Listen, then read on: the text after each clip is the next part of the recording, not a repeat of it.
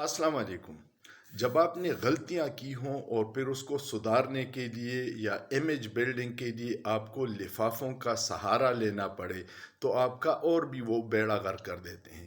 General Bajwa نے جاوید چودھری کی duty لگائی ہے کہ وہ اس کا امیج بلڈ کرے، کیونکہ عوام میں جتنے وہ بدنام ہوئے ہیں وہ اب باہر بھی نہیں نکل سکتے۔ جاوید چودھری نے اپنے کالم میں لکھا ہے کہ جنرل باجوہ نے کہا ہے کہ ہم نے عمران خان کو اس لیے ہٹایا کہ وہ ملک کے لیے نقصان دہ ہے۔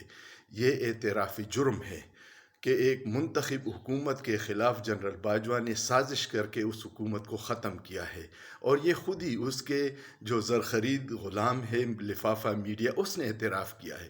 کیا یہ آرٹیکل 6 کے زمرے میں آتا ہے؟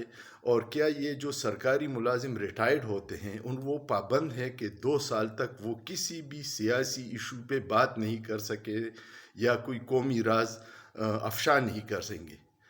کیا ان کے خلاف کوئی آئینی اقدام ہوگا؟ سوچئے، سوچنا جرم نہیں ہے۔